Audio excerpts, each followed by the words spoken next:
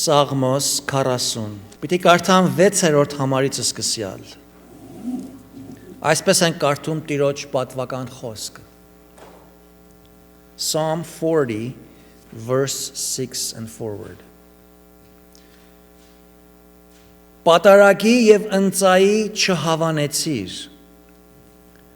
Բայց ականջներս բաց արիր Ողջակեզ ու մեղքի համար պատարագ չպահանջեցիր Ապա ասեցի, ահա գալիս եմ, գրքի տոմսումը գրված է ինձ համար, քո կամքը կատարել կամեցա,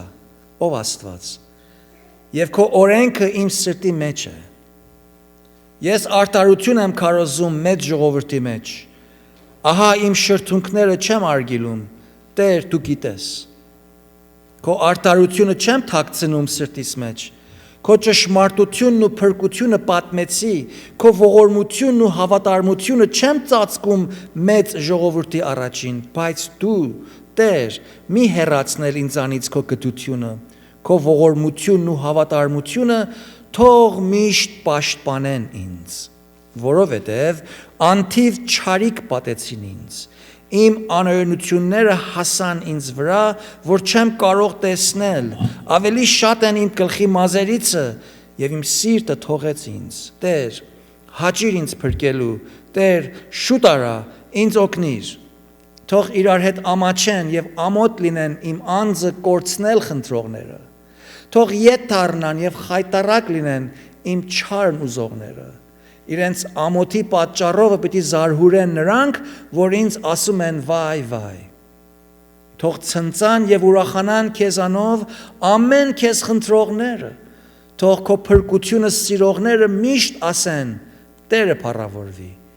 Բայց ես խեղճ եմ և աղքատ։ Տերը հոգս է անում ինձ համար, իմ օգնությունն ու փրկությունը դու ես, ով իմ Աստված, մի ուշանալ։ Ամեն։ Տեր, դարձյալ կանգնել ենք քո խոսքիդ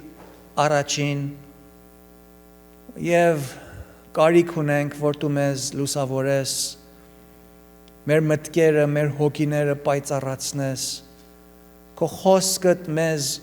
ընկալելի և հասկանալի և կիրառելի դարձնես, Սուրբ Հոգի Աստված, սրա անողը միայն դու ես, ուստի օգնիր ծառայիդ, որ քո ուզածիդ պես կարողանամ իմ մարդկային կարողություններս սպաս դնելով քո աստվածային ձեռքերիդ մեջ, այս ճշմարտությունները իմ կյանքից սկսյալ ու բոլորիս համար հասկանալի և գործադրելի լինի, իբարս քեզ, ամեն։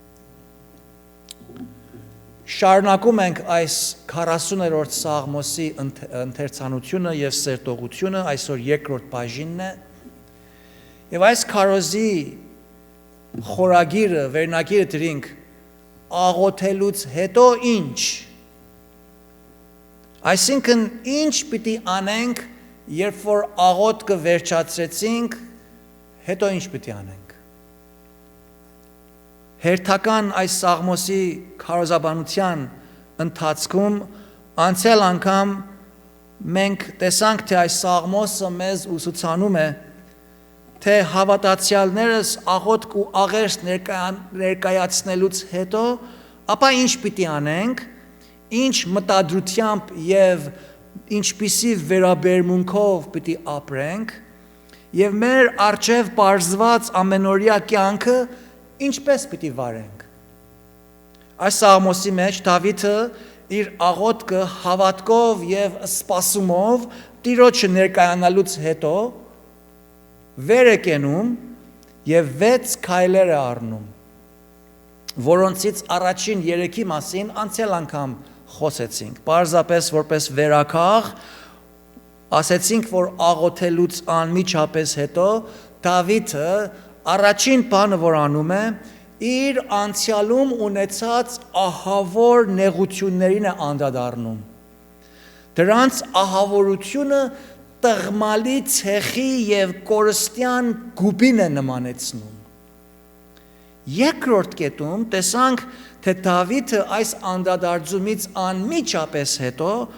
իր անցյալի նեղություններից եւ դժվար պարագաների մեջ Աստծո կատարած գործի սքանչելիությանն է անդրադառնում։ Անդրադառնում է, թե Աստված ինչպիսի հիանալի արարք արավ։ Նա ասում է, թե Աստված դեպի ինձ նայեց, աղաղակս լսեց, ոտներս ժայռի վրա ամուր կանգնեցրեց, գնացքս, այսինքն քայլերս հաստատեց, մեղքի տիղմից ինձ հանեց, գուբից ինձ վերցրեց եւ այլն։ Եվ հիանում է։ Երրորդ կետում տեսանք անցյալ անգամ, թե Դավիթը Աստծո կատարած այս ազատարար գործի վրա հիասքանչացած սկսում է Աստծուն պաշտել, փառաբանել, մեծարել, գովերգել նոր երգով։ Նրան մեծարում է, նրան փառաբանում է, նրան պաշտամունք եւ շնորհակալություն է հայտնում։ Իսկ այսօր Տերոջ շնորհքով Դավիթի առած հաջորդ 3 քայլերին պիտի անդրադառնանք։ Թե Դավիթը աղոթելուց հետո ուրիշ ինչ արավ եւ դա ինչ է սովորեցնում մեզ։ Մենք էլ նույնը անելու ենք։ 4-րդ քայլի մասին կարդում ենք, թե Դավիթը Աստծուն է ուղղում իր խոսքը եւ այսպես է ասում. «Պատարագի եւ ընծայի չհավանեցիր, բայց ականջներս բացարիր, ողջակեզ ու մեղքի համար պատարակ չպահանջեցիր։ Ապա ասեցի, ահա գալիս եմ, տոմսի մեջ գրվածը ինձ համար է, քո կամքը կատարել կամեցա, ով Աստվածս, եւ քո օրենքը իմ սրտի մեջ է»։ Ինչ է նշանակում սա։ Ինչի մասին է խոսում Դավիթը։ Դավիթը հին ուխտի մեջ ապրող որպես մի աստվածավախ մարդ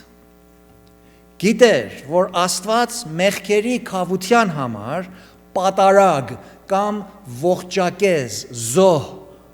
այսինքն անասունների մատաղ էր պահանջում։ Բայց այստեղ Դավիթը այդ ճշմարտությունը արտահայտելու հետ միատեղ նաև մի ուրիշ ավելի խոր ճշմարտության է անդրադառնում։ Եվ Աստծո հետ խոսելու ժամանակ ընթացքում նա այդ ճշմարտությունն է արտահայտում, բացահայտում է եւ ասում է, թե Աստված մեղքերի քավության համար պարզապես լոկ ավանդության սիրուն մի կատարած ծիսակատարություն չի, որ նրան հաճելի է դառնում։ Այսինքն մեղքերի քավության համար բավարար չի, որ միայն զոհ լինի, միայն ծես կատարվի, միայն արարողություն տեղի ունենա, այլ ասում է, այդ արարողության ետևը կանգնող, խոստովանող, զղջացող, Աստծո խրատն ու պատվերը մտիկ տվող, լսող, հնազանդող, կատարող, լսող ականջ կարիք կա։ Աստծո հրահանգին հնազանդողն է, որ օրհնություն է տանում։ Պարզապես արտակնապես զգացումներից քշված Աստծո առաջին հոգևոր կյանքի ձևակերպություններ բացահայտողը իր մեղքերից չի փրկվում։ Դրանք մեզ մեր ահավոր մեղքերից չեն ազատում, մեղքի դատապարտությունից քավություն չեն տալիս։ Միմիայն ձևականության համար եկեղեցի գնալ, լոկ որպես ավանդ եւ սովորություն կամ որպես նույնիսկ պարտադրանք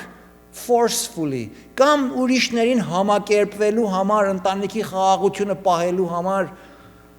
եկեղեցական պաշտամունքների մասնակցել, հոգևոր կյանքի ընթացքին մասնակցելը, այնտեղ ներկա գտնվելը մարդուս հոգևոր կորած վիճակին չի փոխում։ Դավիթն ասում է, թե դու իմ ականջներս բաց արիր, այդ է փոխում մարդուս։ Դավիթի ներքին ականջները պետք է բացվեին, որպեսզի անդրադառնար, որ Աստված սուրբ է եւ ինքը մեղավոր է։ Դավիթն ասում է, թողություն գտնելու համար Դու իմ ականջներս բացիր, որ ես կարողանամ հնազանդվեմ, որպեսզի ենթարկվեմ քո հրամաններին, որպեսզի խոնարհվեմ, խոստովանեմ, զղջամ, մեղքի ահավորությունը տեսնեմ, եւ այդ ապա դրա հիման վրա այդ կատարած ծիսին ետևը կանգնող զոհի մեջ երևացող քո ողորմությանը վստահելով, այդ զոհը ինձ համար վերագրվի որպես թողության մեքենան միջոցը։ Ասում է դա դու էիր, որ իմ ականջներս բացարիր։ Դու էիր, որ ինձ խոսքդ լսելու եւ դրան հնազանդություն անելու կարողություն եւ կամեցողություն դրիր իմ մեջս։ Եվ այս անմիջապես իր աղոթքից հետո է անում։ Անդադառնում է, որպես 4-րդ կետը Աստծուց ստացած իր ծառայությանն է ենթարկվում։ Իր քավությունը ստանալով, իր մեղքերից ներումը վերագտնելով, 4-րդ կետում աղոթելուց հետո Դավիթ անմիջապես անդրադառնում է, որ Աստված իմ կյանքիս մեջ նպատակ ունի, ես նրա ձեռքի մեջ գործիք եմ, ես պիտի նրա կամքը կատարեմ, նախ պիտի հնազանդեմ եւ ապա վեր կենամ իմ գործս անեմ։ Տեսեք 7-րդ համարում ասում է. ապա, այսինքն հետո, անգլերեն then, ինչից հետո, պիտի հարց տանք մենք մեզ, մեր դասարանի մեջ սովորում ենք, այսպես բաներ, որ կարդում ենք, պետք է հարցաքննենք ոստիկանների պես, հետախուզենք, երբ կարդում ենք ապա, այսինքն հետո, այսինքն նշանակում է դրանից առաջ մի բան կար, ինչից հետո, 6-րդ համարի մեջ նշած ճշմարտությանը անդրադառնալուց հետո, անդրադառնալով, որ Աստված էր, որ ինձ ներեց, Աստված էր, որ ինձ հնազանդության, խոստովանության հոգի տվավ, Աստված էր, որ ինձ վերստին ծնունդ տվավ, Աստված էր, որ իմ մեղքս ինձ ցույց տվավ, ինձ խոնարհեցրեց, եւ ես խոնարհեցա, ականջս բաց արի, հետո, ապա ասեցի։ Ինչ ասեց? Անդրադարձա, ինքն իրեն ասեց։ I realized, I told to myself, ահա գալիս եմ, գալիս ես, որ ինչ անես, Դավիթն ասում, ես, իր համար ասում, ես գալիս եմ, գրքի տոմսումը գրված է ինձ համար, քո կամքը կատարել կամեցա, ով Աստված, քո օրենքը սրտիս մեջ է, ինչին է ակնարկում Դավիթը, իր քավությունը մեղքերից ազատումը ներումը գտնելուց հետո, աղոթքը անելուց հետո, Դավիթը Աստծո իր համար կարգած, հրովարտակած, սահմանած, հիմնած, կանչած ծառայության համար ուրախանում է։ Դրանով իր կյանքի մեջ Աստծո կարգած պատասխանատվությունը հանձն է առնում եւ նվիրվում է, որ Աստծո այդ կոչման մեջ հավատարիմ կանգնի։ Ասում է, ես իմ կյանքում Աստծո ինձ համար ծառայությունն եմ ուզում անել։ Նրա ինձ համար սահմանած կամքին եմ ուզում հնազանդվել։ Իմ սրտում պահված Աստծո խոսքի համեմատ եմ ուզում վարվել, ծառայել, բանեցվել։ Իսկ ինչ էր Աստծո կանչը, կամքը Դավիթի կյանքի համար։ Գիտեք, այս Սամոսը գրած ժամանակ Դավիթը Իսրայելի թագավորն էր։ Եվ նա հիշում է, թե ինչպես Աստված Սամուելի միջոցով, երբ նա տակավին պատանի էր, իրեն որպես թագավոր կանչեց եւ օծեց։ Եվ նա այս իրողությունը չէր մոռացել։ Ու դրանով հանդերձ նա նաև հիշում է, որ Աստծո խոսքի մեջ գրքի տոմսումը գրված է, թե Իսրայելի թագավորը ինչպիսի մի մարդ պիտի լիներ։ Անմիջապես Աստծո իրեն տված այդ ծառայության որակավորումները, qualification-ները միտք է բերում, որովհետև Աստծո խոսքը գիտեր Դավիթը։ գրքի տոմս նշանակում այն scroll-ը, այն մագաղաթյա տոմսը, որ իրենց ժողովարանում միշտ կարդում էին։ Այս պարագային Դավիթը Աստծո խոսքի այն բաժինն է միտք բերում, որ թագավորների պարտականության մասին է խոսում։ Գրքի տոմսումը, այսինքն Աստծո խոսքի մեջ թագավորից Աստծո պահանջած պատասխանատվությունն է հիշում։ Դրա մասին է մտածում Դավիթը աղոթելուց հետո։ Դավիթը իր թագավոր լինելը Աստծո կողմից իրեն տրված մի ծառայություն էր նկատում։ Աստծո կամքն էր տեսնում, որպես եւ այդպես էր, որ հաստատվել էր Աստծո կողմից։ Եվ իր մեղքերը խոստովանելուց, աղոթելուց, ներում, թողություն ստանալուց հետո անմիջապես վեր է կենում եւ իր կյանքի մնացյալ օրերը դարձյալ վերանվիրում է Աստծո իր տված պատասխանատվության մեջ հավատարիմ մնալ եւ ծառայել այնպես, ինչ որ Տերը իրեն կանչել էր անելու։ Երկրորդ օրինաց Deuteronomy 17-րդ գլխի 14-րդ համարից սկսյալ այդ գրքի տոմսումը գրված ճշմարտություններն են, որ Դավիթը անմիջապես հիշեց։ Աստծո խոսքը շատ Դավիթից առաջ Մովսեսին էր ասել, թե ինչպես պիտի լինեին թագավորները։ Նա ասեց այս գրքի մեջ երկրորդ օրինաց 17-14-ից սկսյալ. Երբ որ մտնես այն երկիրը, որ քեզ Յահվե Աստվածը կտա, եւ դրան տիրես եւ դրանում բնակվես եւ ասես ինձ վրա թագավոր դնեմ այն ամեն ազգերի պես, որ իմ շուրջն են, անպատճառ քո Յահվե Աստծո ընտրած մարդուն քո վրա թագավոր տնես։ Դու չես կարող քեզ վրա թագավոր դնել մի օտարականին, որ քո եղբայրը չէ։ Սակայն շատ ձիեր չունենա, ժողովրդին ետ չդարձնե Եգիպտոս շատ ձիեր ժողովելու համար, որովհետև Յահվեն ձեզ ասեց, որ այն ճանապարհովը այլևս ետ չդառնաք։ Նաև իր կանացը չշատացնե, որ սիրտը չխոտորվի, եւ իր համար արծաթը եւ ոսկին չշատացնի, եւ լինի, որ իր թագավորության աթոռի վրա հենց որ նստեց, այն ուշադրություն արեք։ Այս օրենքների օրինակը գրի այն գրքից, որ Ղևտացի քահանաների մոտ է, եւ այն իր մոտ մնա, եւ իր կյանքի բոլոր օրերումը կարդա, որպեսզի սովորի իր Յահվե Աստծուց վախենալ եւ այս կանոնները զգուշությամբ կատարել, որ իր սիրտը իր եղբայրների վրա չհպարտանա եւ այս պատվիրանքներից աճ ու ցախ չխոտորվի, որ իր թագավորության վրա երկար կյանք ունենա եւ Իսրայելի մեջ ինքը եւ իր որդիքը։ Դավիթը այս գրքի մեջ տոմսում գրվածը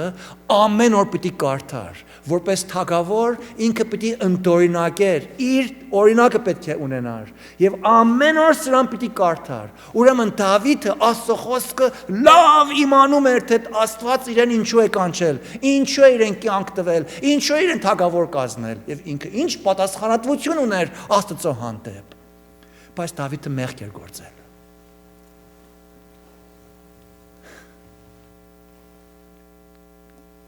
Այս գրքի տոմսի մեջ գրվածը Իսրայելի թագավորների յուրահատկությունը որակավորումներն է ցույց տալիս։ Ոչ թե Դավիթ ամեն օր կարդում էր, ընդօրինակել էր, նա պետք է ուշով ամեն օր դրան հետևող լիներ, ըստ այս գրքի պարտադրանքին։ Ու երբ որ աղոթքի մեջ Աստծուց իր սխալներից եւ մեղքերից թողություն խնդրեց եւ հավատքով դրան ստացավ, անմիջապես Դավիթ վեր է կենում եւ իր պարտականություններին է անցնում, իր պատասխանատվությանն է անցնում, իր մարդկային բոլոր հոգիով, ուժով, կարողությամբ, իր բոլոր հնարավորություններով, իր բոլոր նվիրումով անցնում է այն գործին, որին Աստված նրան լծել էր անելու, ու չի այնտեղ ընկրկվում, վա ես մեղք եմ գործել, չէ, ես այսօր չեմ ետում եկեղեցի, չէ, այսօր չեմ կարողանում, չէ, ես սխալների մեջ եմ եղել, ես շատ տխուր բաներ եմ արել, ես Աստված ինչպես կարող է ինձ Սիրելի քույր եղբայր, երբ որ մենք խոստովանում ենք եւ ներողամություն ենք խնդրում, երբ որ Տերը մեզ ներում է, մեզ լրիվ ներում է, այլ այնտեղ մենք կսկծալու, ողբալու, կոծանկանելու կարիք չունենք, մենք պիտի վերադառնանք մեր կյանքին, եւ պիտի վերադառնանք մեր ծառայության, եւ պիտի վերադառնանք Տիրոջը մեր կարգած կամքը կատարելու նրա խոսքին նազանթույր անելով։ Այդ արավ Դավիթը աղոթելուց հետո։ Սա մեզ համար մեծ դաս է։ Օրինակելի ուսուցմունք է։ Ամեն մեկս յուրաքանչյուրս Աստծուց վերստին ծնված, Հիսուսով մեղքերից փրկություն ստացած, Աստծո հետ հաշտված, նրա առջև արդարացած, նրան որդեգրված, այժմ մեր սրբագործության կյանքի ընթացքում Աստծո թագավորության մեջ պարտականություններ ունենք, ծառայություններ ունենք, անելիք գործ ունենք։ Մենք հյուր չենք Աստծո թագավորության մեջ, մենք Աստծո զավակներն ենք, այգու մեջ գործավորներն ենք։ Ես միայն եկեղեցու մեջ ծառայության մասին չեմ խոսում, դա էլ ներառյալ։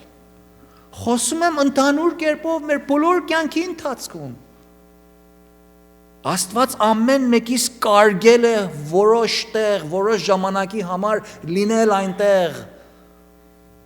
որպես լուսավորենք հոն ուր որ ենք։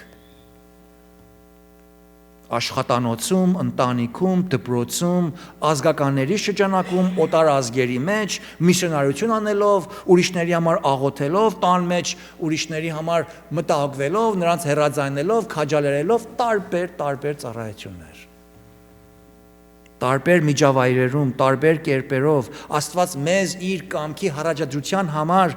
գործադրության դնելու իր նպատակները մեզ գործ է ածում, անդադառնանք կամ ոչ, բայց ավելի լավ որ անդադառնանք։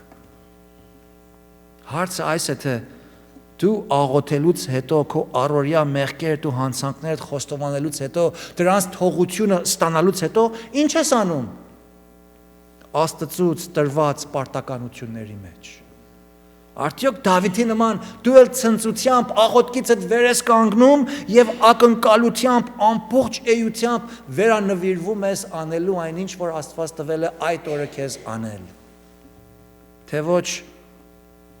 քո ցախողություններից հիասթափվում ես, հետո դու քեզ ես պախարակում, դու քեզ ես մեղադրում, դու այլևս քեզ անորակյալ եւ անկարող ես համարում եւ այդպիսով թշնամին է հաղթում եւ պարտականությանդ եւ պատասխանության մեջ կարճ ես գալիս։ Այդպիսով թե դու ես տուժում եւ թե եկեղեցին է տուժում եւ թե նրանք, որոնք պիտի օրհնվեին քեզանով, պակաս են բերում։ Կորինթոսի եկեղեցի մեջ հավատացյալները շատ վախենալի եւ վտանգավոր վիճակի մեջ էին ապրում։ Բավական մեղքեր կային, ահավոր մեղքեր կային։ Այնպիսի բաներ կային, որ առաքյալն ասում է, անհավատների մեջ չենք լսում այդպես բաներ։ Սա Կորինթոսի եկեղեցին էր, սիրելիներ։ Բայց այդ եկեղեցում գտնվող շատերը, թեպետ իրենց հոգևոր կյանքի մեջ դժվարություններ, սխալներ, մեղքեր, հանցանքներ էին թույլ տվել, առաքյալը նրանց խստիվ հանդիմանում է, նրանց հորդորում է, որ այդպիսի մտայնությունից, արարքներից հեռու մնան, զերծ մնան, ետ դառնան, մեղքերը խոստովանեն, երկպառակությունները վերացնեն, Աստծո քավությունը եւ ներումը ստանան, անապականությունով ապրեն եւ այս բոլորից հետո տեսեք ինչպես է խրատում առաքյալը այս նույն եկեղեցուն այդ վիճակից ապահովության եւ առողջության վերադառնալուց հետո ինչ անեն։ Առաջին Կորինթացիս 15:57 1 Corinthians 15:57 առաքյալը նրանց քաջալերում է։ Բայց այս բայցը այդ առաջվա բոլոր այդ դժվար վիճակները ցույց տալիս։ Բայց շնորհակալություն Աստծուն, որ տվավ մեզ հաղթությունը մեր Տեր Հիսուս Քրիստոսի ձեռումը, նրանու միջոցով։ Ուստի ուրեմն սիրելի եղբայրներս եւ քույրերս, հաստատ եղեք, անշարժ կացեք, ամեն ժամանակ ավելի հառաջացեք Տիրոջ գործումը, իմացեք, որ ձեր աշխատանքը զուր չէ տերումը։ What an encouragement, ինչպիսի քաջալերություն է սա մեզ համար, որ հաճախ թերանում ենք, ընկնում ենք, աղոթում ենք, ներում ենք խնդրում, վստահում ենք Տիրոջ, ավետիսին ենք վստահում, նորից վերականգնվում ենք, բայց Աստծո խոսքն ասում է, որ չլինի որ վնասվեք ձեր այն առաքելությունից, որ կանչել եմ ձեզ անելու։ Այդ պիտի անենք աղոթքից հետո։ 5-րդ կետում տեսնում ենք, թե Դավիթը 9-ից 10 համարներում աղոթելուց հետո Աստծո հիանալի փրկության եւ ազատության բարի լուրն է ավետում։ Ասում է. Ես պետք է լինի ուղղարարությունը, righteousness։ Ես ուղղարարություն եմ քարոզում մեծ ժողովրդի մեջ։ Ահա իմ շրթունքները չեմ արգելում, Տեր, դու գիտես, քո ուղղարարությունը չեմ թաքցնում սրտիս մեջ, քո ճշմարտությունը եւ փրկությունը պատմեցի, քո ողորմությունը եւ հավատարմությունը չեմ ծածկում մեծ ժողովրդի առաջին։ 9-րդ համարի մեջ անգլերեն բառը ազատություն կամ փրկություն deliverance բառն է, այսինքն մեկին կրակից դժվարությունից ազատել,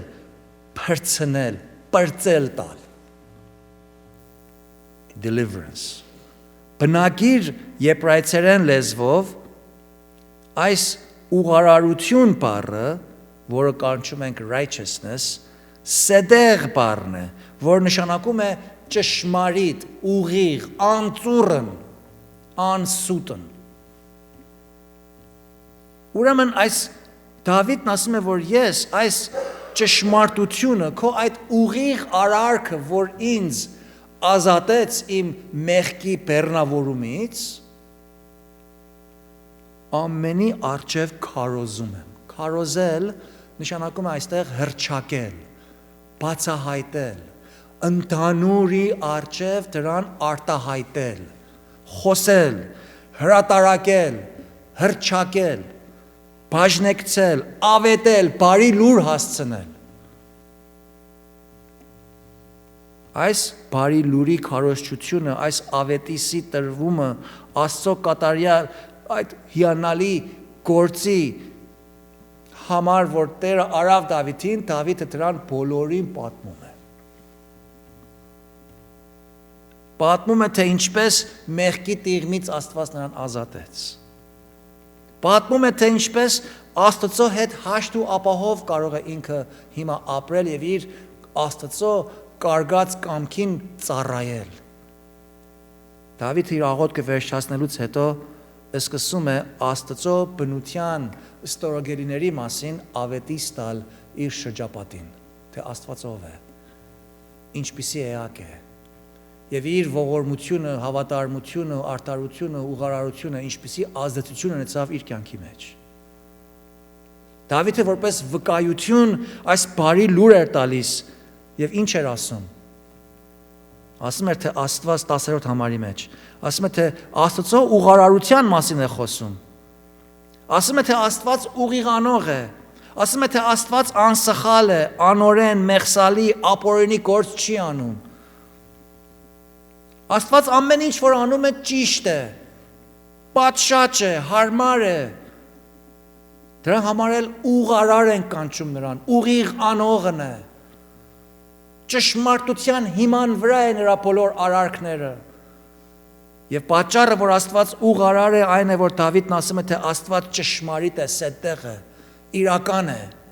Ոչ թե միայն ճշմարիտ է, իրական գոյություն ունի, այլ իր խոսքը եւ իր արարքներն էլ իր բնության պես ուղիղ են, ճիշտ են, վստահելի են։ Կարող ես նրանց վրա հեմնվել, կեղծիք, խաբկանք,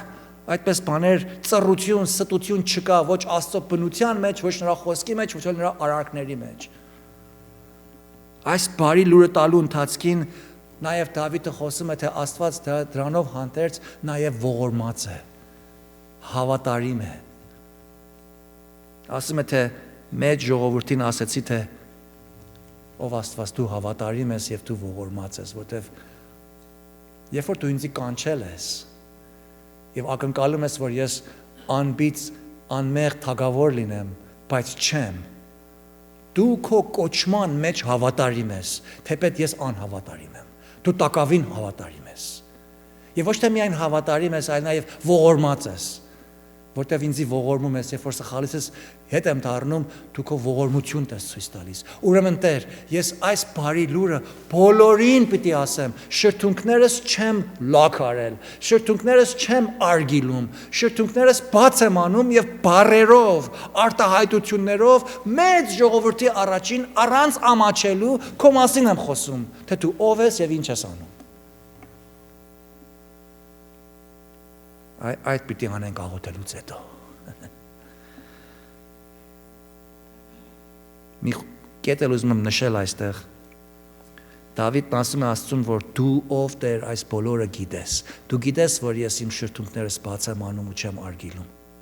Գիտեք ինչ է ասում Տեր դու գիտես։ Որտեվ Դավիթը անդրադառնում է, որ երբ որ ես անկեղծ կերպով Աստծո առջև իր արածները բացահայտում եմ, հիրավի անկեղծությամբ եմ անում, Տիրոջ փառքի համար եմ անում, ես ինձ ցույց տալու համար չեմ անում, Տերն իմանում է մենք ինչու ենք կարոզում, ինչու ենք ավետում, ինչու ենք ծառայում, ինչու ենք անում այն ինչ որ անում ենք եւ լավ է, why? Ոմանք անում են, որ իրենք ցույց տան, դες ինչ լավ կարող եմ անել, ես ես հիմա ցույց կտամ, թե ինչպես պետք է այս եւ անում ենք։ Դա խոտ փայտ եղեգն է, որտեղ մեր մտաշարժությունը մարդկային է։ Դա Աստծո առջև արժեք չունի։ Բայց երբ անդրադառնում ենք, թե մենք ծառայում ենք մեր Աստծուն, որովհետև Աստված ինձ կարգել է պարտականությունը տվել, ես ուրիշ տարբերակ չունեմ, ես Աստծո ստրուկն եմ, ես պիտի անեմ հնազանդեմ Աստծուն եւ պիտի անեմ նրա կամքը եւ անում եմ այնինչ, որ Աստված ինձ պահանջում է, որ անեմ, Դավիթի պարագային թագավոր պիտի լիներ եւ պիտի լիներ Աստծո ուզած կերպով թագավոր։ Քո պարագային չգիտեմ ինչ պիտի լինի, ինչ որ Աստված քեզ է կանչել անելու։ Երբ որ անում ես այդ իբարս Աստծո, անկախ թե դու ինչպես ես զգում դրա մասին, Աստված է փառավորվում, Տերն իմանում է մեր սրտի վիճակը։ Ամեն անգամ որ ծառայում ես չմոռանաս, որ Տերը գիտե թե ինչու ես ծառայում։ Երբ որ մենք իմանում ենք, որ Տերն իմանում է, որ մենք ինչպես ենք ծառայում, դա մեզ խոնարհեցնում է, դա վստահեցնում է մեզ, գարանտին այն է, որ ով Տեր, օգնիր ինձ, որ քո փառքիդ համար ծառայեմ։ Ինձի պահի խոնար քո խաչիդ ներքև։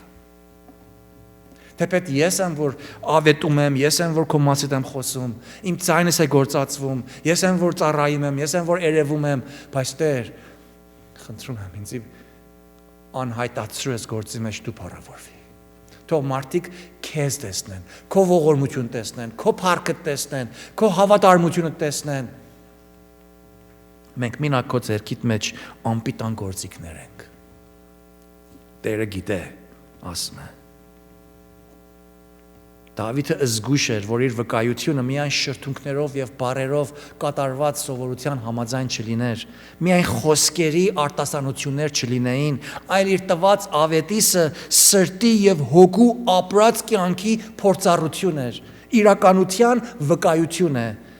Եվ թե նա Աստծո արջին դերասանություն չէր, որ անում էր, այլ իր կյանքում փորձառաբար Աստծուց վայելած այդ բոլոր բարիքները, աղոթքի մեջ ստացած այդ բոլոր հիանալի շնորհած միջոցները, որ վայելել էր, նա ուզում էր բաժնեկցեր իր պես խեղճ ու աղքատ հոգևոր ժողովրդի հետ, որոնք կարիք ունեին այդ նույն դժվարության մեջ էին, այդ նույն մեղքի տիղմի մեջ էին, այդ նույն գուբի մեջ էին։ Դավիթը նրանց բարի լուր է տանում։ Եթե Աստված ինձ ազատեց, Աստված քեզ էլ է կարող ազատել։ That's what he was saying.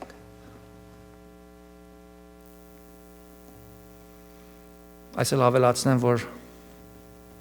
երբ որ մեկին ուզում ենք Աստծո փրկության մասին խոսել, ավետիսը տալ, բարի լուրը, փրկության բարի լուրնս մեկին բաժնեկցես։ լավ է որ Աստծո մասին խոսենք, քան թե մեր մասին խոսենք։ Որտեղ մենք չենք որ մարդկանց փրկում ենք։ Աստված է որ մարդկանց փրկում է։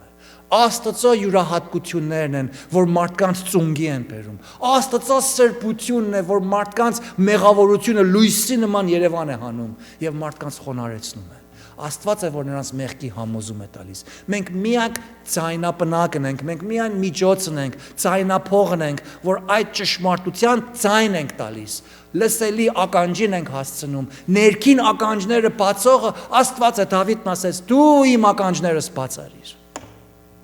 Ուրեմն մյուս անգամ որ ավետիս ես տալիս, սկսիր Աստծո մասին,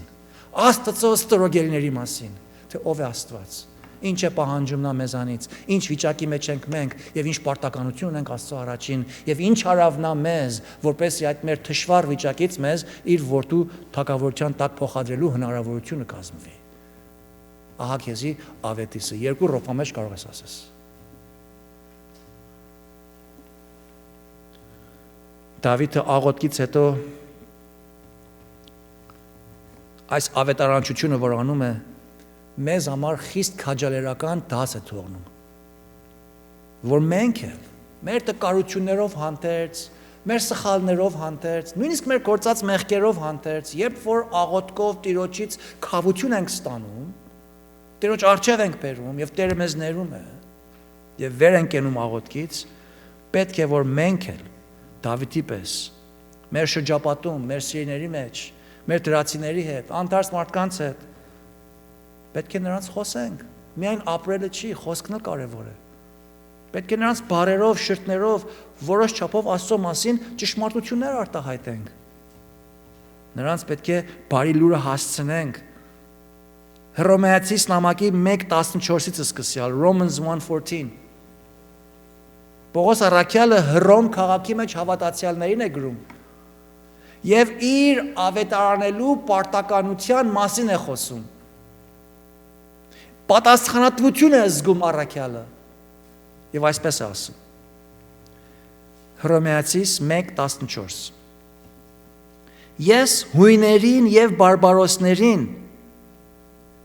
իմաստուններին եւ անմիտներին պարտական եմ, I owe it to them։ Ինչ պարտական էր առաքյալը հույներին, օտարազգներին, ոչ հրյաներին, բարբարոսներին, հեթանոսներին, կռապաշտներին, ինչ պարտական էր առաքյալը։ Այնպես իմ ովսանն, այսինքն I am eagerly, տենչանքով հոժար եմ ձեզ էլ, որ հռովմում ունեք, ինչ անել, ավետարանը քարոզել։ Առաքյալը այնքան իր Աստծուց ստացած պարգևի եւ կոչման մեջ նվիրված էր, որ ասում է ես տենչում եմ, ես փափակում եմ, ես ըղձանք ունեմ, կյանքիս լրիվ նպատակը, պարտք ունեմ վճարելու եւ այս պարտքը, պարտականությունը responsible եմ զգում, պատասխանատու եմ զգում, հաշվետու եմ կանգնեցնում ես ինքս ինձ Աստծո առջև։ Այն է եւ ձեզ էլ որ ավետարանը քարոզեմ, ավետիսը բարի լուրը հրճակեմ։ Ասում է որովհետեւ ես Քրիստոսի այս բարի լուրը ամոթ չեմ համարում, որովհետեւ դա Աստծո զորությունն է փրկելու համար ամեն հավատացողին, առաջերյային եւ հետո հույնին։ Եթե մեկը պիտի փրկվի սիրելիներ, նա պետք է լսի Աստծո փրկության բարի լուրը։ Եվ մենք աղոթում ենք, մենք անձնական, հավաքական աղոթներ ենք անում, մեր մեղքերն ենք խոստովանում, Աստծուց ներում ենք խնդրում, լավ ենք զգում, վեր ենք կենում, հետո պիտի ինչ անենք։ Հետո պիտի ավետարանենք։ Կյանքով եւ խոսքով։ Պետք է ամեն մարդու, որ մերանց հետ ուսի են քսվում, այսպես կամ այնպես ավետիսը պետք է հասցնենք։ Իմ ովսանն հոժար ենք այս անելու, թե ոչ ամաչում ենք, լավ իմաստախր տեղը չի ստեղ էս մարդուն ինչ ասա։ Հաճախ ամանչում ենք, որտեղ չգիտենք ինչ պիտի ասենք։ Որտեվ չգիտենք, որ այս մարդը ինչպես պիտի ընտառաջի այս մեր տված լուրին, ընդհանրապես պիտի մերժվենք։ Եվ մենք մեր մարդկային եսը գվիրավորվի։ Երբեմն էլ իրավ մեզ գվիրավորեն։ Բայց եթե մենք Տիրոջ առջև խոնար, իրապես Աստծո փառքի համար ենք անում, մենք մտահոգվելու չենք, թե արդյոք կվիրավորվենք կամ չենք վիրավորվի, որտեվ դա մեզ չի վիրավորում։ Եթե մեկը կա, որ պիտի վիրավորվի, այդ Տերն է, ոչ թե մենք։ Բայց Տերը շատ ողորմած է, համբերող է, երկայնամիտ է։ Նա գիտե, որ մեղավորները արդեն իրեն պիտի վիրավորեն։ Շատ առաջ շատ վատ վիրավորեցին, իրականության մեջ խաչի վրա դրին, այլ դրանից ավելի մեծ վիրավորանք, ավելի խոր ցավ չէր կարող լինել։ Ուրեմն մենք ինչ տենչանքով ենք փափագում այս ավետարանը պատմել ուրիշներին։ Ինչպիսի ըղձանքով ենք մոտենում սրան։ Մենք հաճախ երգում ենք այս երգը օրհնյալ երաշխիք իմս է Հիսուս, վկայում ենք այս։ Եվ ասում ենք, ո՜ղ այս խորհուրդը ինչ քաղցր է իմ հոգուս,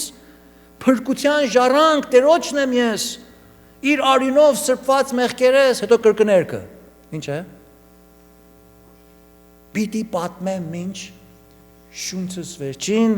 ու երկեմ սերն անհուն իմ փրկչին, երկու անգամ էլ կրկնում ենք։ Հարց պիտի տանք մենք մեզ։ Անում ենք սա։ Ստուգենք մենք մեզ։ Արդյոք Դավիթի նման մեծ ժողովքին շատերին պատմում ենք։ Մեր դրացիները իմանում են, որ մենք հավատացյալ ենք։ Պիտի պատմենք իրավ մինչև մեր վերջին շունչը։ 6-րդ եւ վերջին կետում տեսնում ենք, թե Դավիթը իր աղոթքից հետո մնում է իրատես։ Մնում է իրատես։ Եվ չի մոռանում, որ իր երկրավոր կյանքում ունեցած ու կրած նեղությունները պիտի շարունակվեն։ Նրանք միանգամայն չեն վերանալու։ Պարզապես, որտեղ ես աղոթեցի, հավատացի, փրկություն ստացա, մեղքերս ներվեցին, չի նշանակում, որ ինձ աղոթքից վեր եմ կենում վարդագույն, ծաղիկներով, ամենը ինձ պիտի դիմագրավեն, ծափեն ինձի, պիտի փռեն կարմիր գորգերը ճանապարհիս, այլևս նեղություն չեմ ունենալ, պիտի քայլեմ հանգիստ ոսկյա փողոցներում։ Ոչ, սա երկնքի կյանք է, երկրի վրա այդպես չի։ Մինչև հասնենք երկինք, մենք նեղ ճանապարհից ենք քայլելու։ Ոլոր-մոլոր, մահվան շուկի պռնկից էլ որ քայլեմ, Դավիթն ասում է ինչ, չեմ վախենա, բայց մահվան պռնկից պիտի քայլես։ Տեսեք ինչ է ասում Դավիթը։ Մնում է իրատես եւ 6-րդ բանը, որ անում է, ետ է դառնում այդ բոլոր կլորը շարունակում է աղոթել։ He continues to pray. Աղոթքով է սկսում է, այդ քայլերն առնում է, նորից է աղոթում։ It's a big full circle. Բայց դու 11-րդ համարի մեջ մի հեռացնել ինձանից քո կթությունը, սա աղոթք է։ Քո ողորմությունը ու հավատարմությունը թող միշտ ինձ պաշտպանեն։ Ինչու՞։ Որովհետև ահա իր իրապաշտ տեսանկյունը, ռեալիզմը, որովհետև անթիվ չարիք պատեցին ինձ։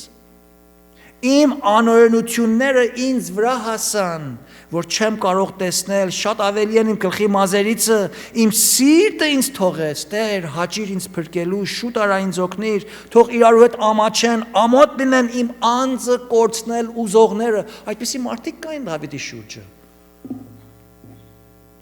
Իրենց ամոթի պատճառով պիտի զարհուրին նրանք, որ ինձ ասում են վայ։ Դավիթի մոտ մարդիկ կային, որ նրան վայ ասողներ շատ կային։ Դավիթն իմանում էր, որ իր վրա հարձակումները կատարվում են երկու ակերից, ներքին ակից եւ արտաքին ակից։ Ներքին ակը հենց ինքը իր անձն, ասում է մեղքերս այնքան շատ են, որ չեմ կարողանում տեսնեմ։ Secret։ Գաղտնիք ասեմ ձեզ։ Որքան Տիրոջը մոտենաք, այնքան ավելի մեղավոր կդառնաք։ Մեկ հատ մտածեք։ Որքան Տիրոջը մոտենաք, այնքան ավելի մեղավոր կզգաք դուք ձեզ։ Ինչու գիտեք։ Որտեվ կատարյալ սրբության եք մոտենում։ Որքան լույսը ավելացնես, այնքան ավելի մանր մունր սխալները կտեսնես։ Բայց եթե լույսը մեղմ լինի, սակավ լինի, կիսամութ լինի, խոշոր սխալներն էլ չես տեսնել։ Դրա համար, երբ որ բժիշկները վիրահատում են ուզում անեն, մեծ խոժոր ուժեղ լույսեր են մոտեցնում այդ վիրահատության տեղը։ Այնպես լուսավորում են, որ ամենապստիկ երակները ցուցաբերվում են, Երևան են գալիս, հասկանալի է, տեսանելի է դառնում։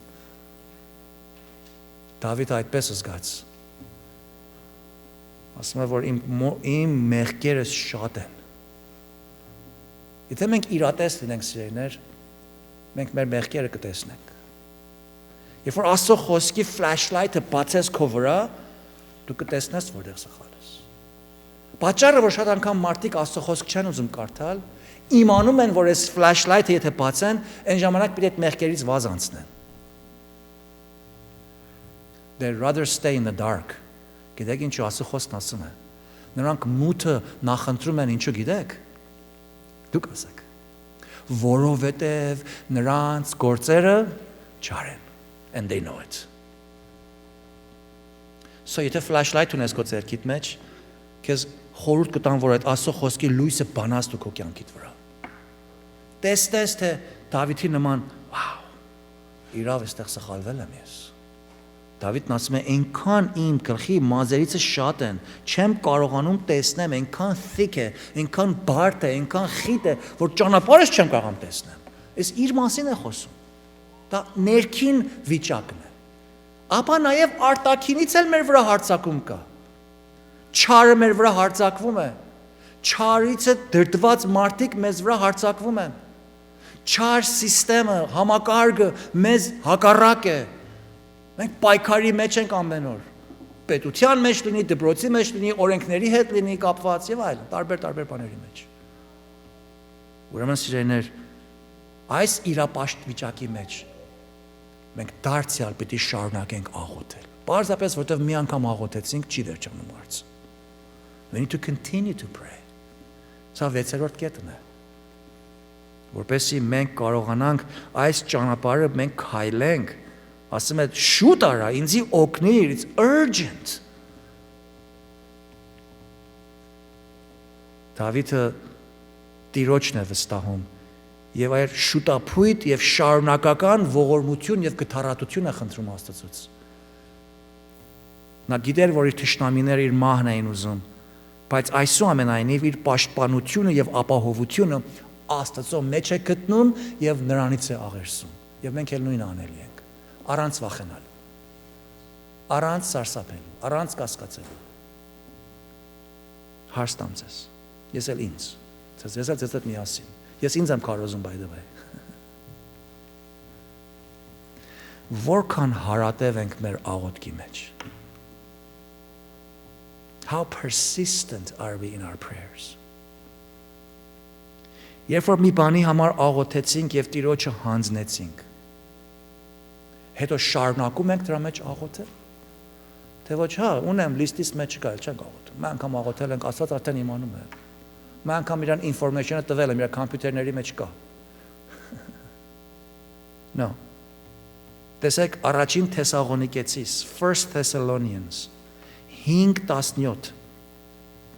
5:17 Առաջին Թեսաղոնիկեցիս 5:17 Աստծո խոսքը մեզ հրամայում է ասելով։ Սա հրաման է by the way։ Թելադրություն չի, suggestion չի, լավ գաղափար չի, հայտարարություն չի։ Սա հրաման է, պատվեր է։ Անդադար աղոթք արեք։ Ինչպես աղոթք կանենք։ Unceasingly։ Դադար գիտեք ինչ է։ Այսինքն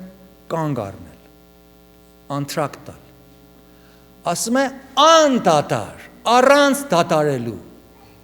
աղոթք արեք։ Այսինքն շարունակաբար, հարատևաբար, մշտատև, կյանքի որպես ընթացք աղոթք արեք։ Ամեն բանի մեջ, այսինքն ամեն բանից, որ անցնում եք, որևէ պարագայի ընթացքում, ինչ բանից էլ որ անցնում ես, անկախ թե ինչպիսի վիճակի մեջ ես,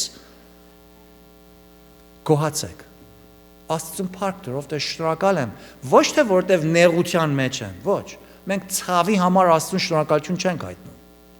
Մենք ցավի ընթացքում Աստծո ներկայության, Աստծո հավատարմության, Աստծո օգնության, Աստծո ողորմության, Աստծո շնորհքի ինչ որ Դավիթը վկայում էր։ Դրանց համար ենք շնորհակալություն հայտնում։ Աստծո ընկերակցության, ներկայության համար ենք շնորհակալություն հայտնում։ Գոհացող ենք, գոհություն ենք տալիս Տիրոջ, ով Տեր ես նեղ պահին դու իմ մոտ ես։ Այս դժվար պարագային դու ես իմ պաշտպանը, շուտ արա Տեր, ես կարող եմ քեզ վստահեմ։ Դրա համար քեզ շնորհակալ եմ, ով Տեր։ Փորձեք սա։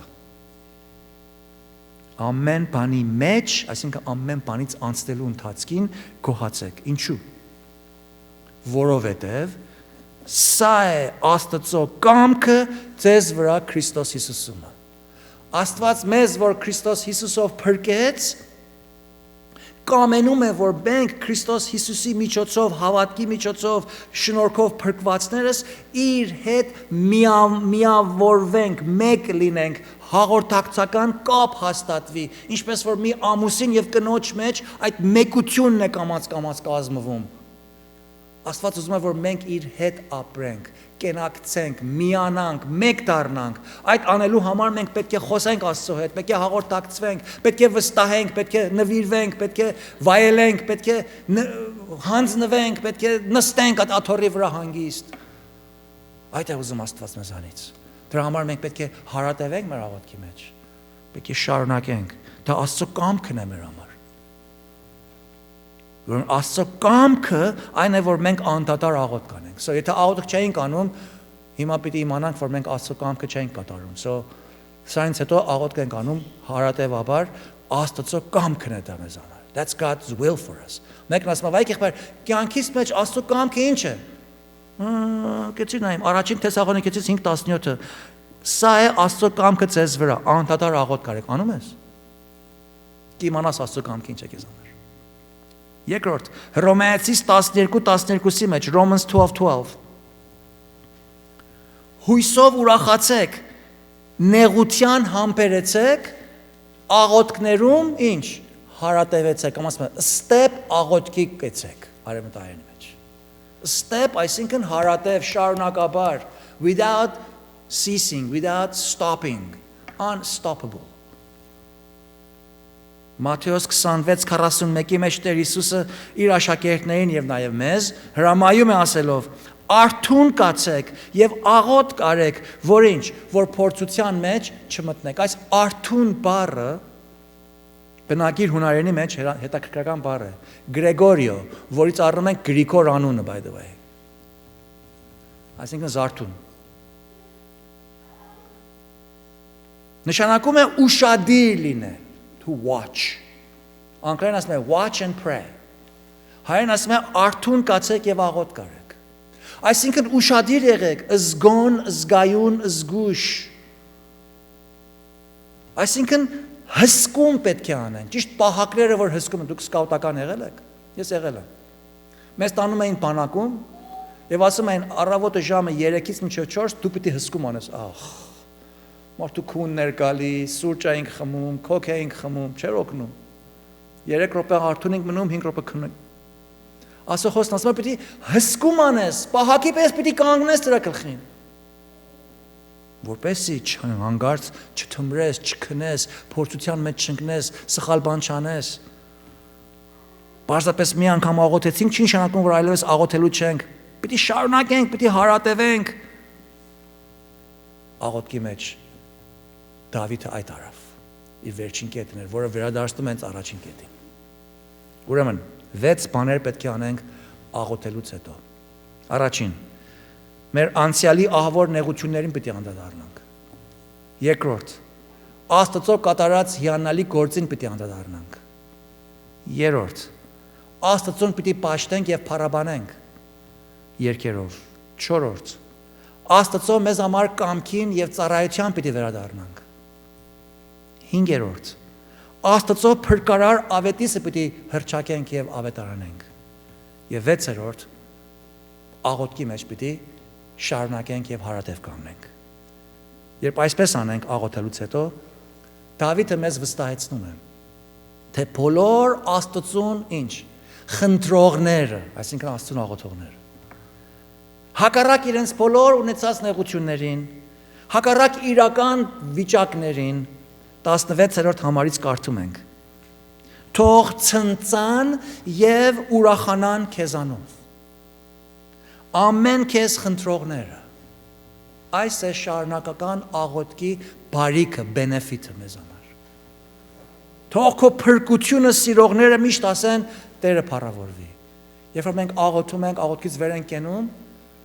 հավանաբար մեր պարագաները անմիջապես չեն փոխվում, բայց մենք մի բան փոխվում է մեր մեջ։ Մենք ասում ենք փառք Տիրոջ։ Թող Տերը փառավորվի։ Տերն է այս ամենը անողը, ես Տիրոջն եմ վստահում։ Եվ անդրադառնում ենք, որ մենք խեղճ ենք, մենք աղքատ ենք, մենք թեպետ բաները փոխելու թեպետ կարողությունը միգուցե չունենք, բայց իմանում ենք, որ Տերը հոգ է անում մեզ համար։ Տերը մեզ օգնում է, Տերը մեզ փրկում է, ազատում է, deliver է անում։ Եվ ասում ենք նրան. դու ես իմ Աստվածս։ Մի ուշանալ, աղոթենք։ Փառք քեզ մեր Տերը, հիանալի Աստված, ազատող, փրկարար, մեր Տերն ու Փրկիչը, մեզ համար հոգանող, մեր ցնծությունը մեզ վերադարձնող, մեր մեղքերը մեզ ներող, մեզ մեր կոչման մեջ վերահաստատող։ Փառք ենք տալիս քեզ Տեր, շնորհք արա, որ մենք այս կետերի մեջ ուշադիր լինենք։ Երբ որ աղոթում ենք քեզ եւ վեր ենք կենում Տեր, իմանանք ինչ պիտի անենք, որպեսզի այս մեր հավատքի, փրկության, կյանքի, փորձառության ցնծությունը վայելենք, անկախ թե ինչպիսի պարագաներից ենք անցնում։ Շնորհակալ ենք այսօրվա դասի համար։ Օգնիր ինձ ով Տեր եւ մեզ բոլորիս, որ այս դասը մեր կյանքերի մեջ յուրացնենք այսօրվանից սկսյալ մինչև որ դու գաս Տեր Հիսուսի անունով։ Ամեն։